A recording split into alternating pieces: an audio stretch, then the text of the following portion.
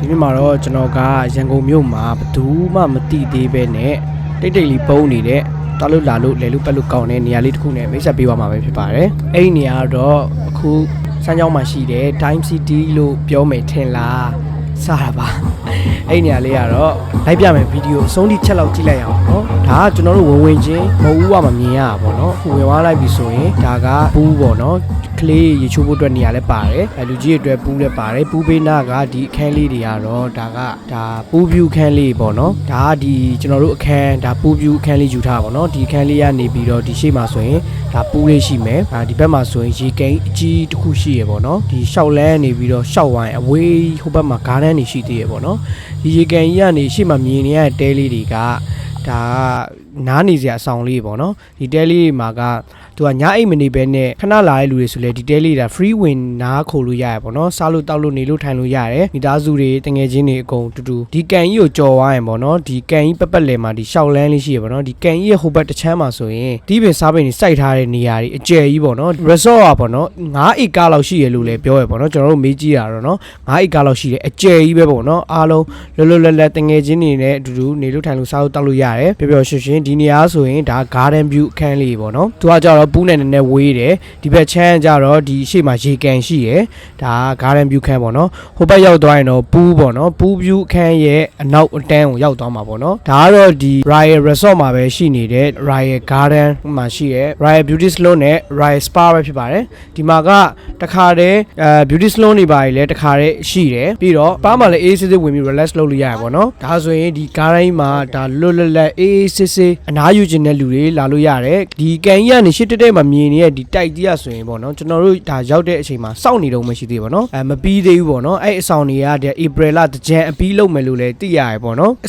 ဆောင်တက်မှာဆိုရင်အောက်ကမြင်ညီတဲ့အခန်း9ခန်း6ခန်းလောက်နဲ့ပထမထပ်အခန်း9ခန်း6ခန်းလောက်ကလက်ရှိကျွန်တော်ရောက်တဲ့အချိန်မှာတော့နေလို့ရနေပြီဒီအရှိအဆောက်အဦကြီးอ่ะပြီးတော့သူတို့တကြံအပြီးစောင့်မယ်လို့လည်းပြောထားရပေါ့နော်ဒီအဆောက်အဦထဲမှာဆိုရင်တခြား activity တွေ sign တွေအများကြီးပါအောင်ပါပေါ့နော်အများကြီးသူတို့လုပ်အောင်ပါပေါ့နော် share ပေါ့နော်အဲ့အဆောက်အဦမှာလောလောဆယ်တချို့ခန်းတွေကနေလို့ရနေပြီတခြားအခန်းတွေလည်းအများကြီးရအောင်ပါပေါ့နော်ဒီ share လုပ်ပေးထားတာပေါ့နော်သူကဒီဘက် pool view အခန်းလေးတွေနဲ့အဲ့အဆောက်အဦကြီးကြားထဲမှာတော့ pool ကရှိရပေါ့နော်အဲ့အဆောက်အဦကြီးမှာလည်း pool view ဆိုတဲ့အခန်းတွေလည်းရှိကောင်းရှိလာအောင်ပါပေါ့နော်ပြီးတော့လုံးဝ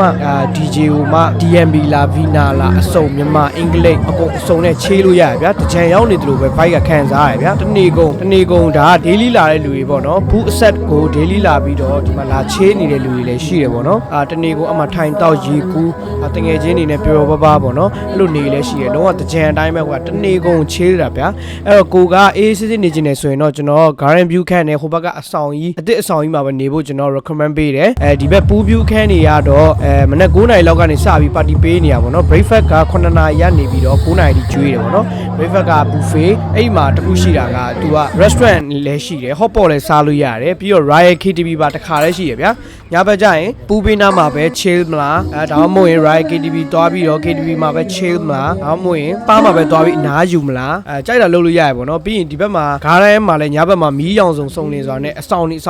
နားနေစရာနေရာအများကြီးရှိသေးတယ်ပေါ့နော်အဲ့မှာလည်းအေးစစ်တငယ်ချင်းတွေနဲ့တောက်ကြစားကြပြောကြပါကြဂိမ်းတွေစော့ကြရေးလာအများကြီးလုပ်လို့ရရပေါ့နော်ဒါလုံးဝအကျယ်ကြီးနဲ့ကြဲဝန်းနဲ့ပျော်ပျော်ရွှင်နဲ့တငယ်ချင်းတွေမိသားစုတွေအေးစစ်နားယူလို့ရမယ့်နေရာအစ်စ်လေးတစ်ခုပဲဖြစ်ပါတယ်ဒါအခန်းတွေကလည်းအရန်တန့်တယ်ပေါ့နော်သူအစ်စ်ဆောက်ထားတာဖြစ်တဲ့အတွက်ကြောင့်အခန်းတွေကလည်းအရန်တန့်တယ်ဒါဒီအခန်းဆိုရင်ဒါပူး view အခန်းပေါ့နော်ဒါမှန်ဖွင့်ထားလိုက်မယ်ဆိုရင်ဒီဘက်ပူးဘက်ကိုမြင်ရရပေါ့နော်အခန်းစည်းတွေကလည်းတက်တာရယ်ကိုကြိုက်နေတဲ့ရာကိုရွေးချယ်ပြီးသွားလို့ရတယ်ဒီ resort ရဲ့နာမည်ကတော့ Royal Resort ပဲဖြစ်ပါတယ်အနောက်ပိုင်းတက္ကသိုလ်မရောက်ခင်ထရင်မြို့နယ်မှာရှိပါတယ်ဒီရန်ကုန်မြို့ထဲကနေတွားရင်နိုင်ဝက်45မိနစ်လောက်ပဲကြာရပေါ့နော်ရန်ကုန်မြို့နားမှာရှိတဲ့ resort တွေကိုတွားမယ်ဆိုရင်အဓိကအခက်ခဲဖြစ်တာကဘာနဲ့တွားမှာလဲဆိုတဲ့အကြောင်းပြချက်ပေါ့နော်ဒီကောင်ကကြတော့131တို့21တို့ရောက်တယ်ပေါ့နော်ဘတ်စကားနဲ့တောင်မှတွားလို့ရရပေါ့နော်ထန်းတပင်မြို့နယ်မှာနီနာလေးပါပဲအားလုံးပဲအခုလာမဲ့ holiday လေးတွေမှာပိတ်ရက်တွေသားစုနဲ့နားယူချင်တာပဲဖြစ်ဖြစ်ကိုယ့်ဘက်ကိုတငယ်ချင်းနဲ့ပျော်ရွှင်သွားချေးချင်တာပဲဖြစ်ဖြစ်ညဘက်တွေလည်းအေးစစ်စစ်တောက်လို့စားလို့ရမယ်နေကင်းဘက်တွေလည်းအေးစစ်တောက်လို့စားလို့ရမယ်တော့တကြံ vibe တိုင်းပဲပူးနာမှာဆိုရင် DJ တွေကဖွင့်ထားတာပေါ့နော်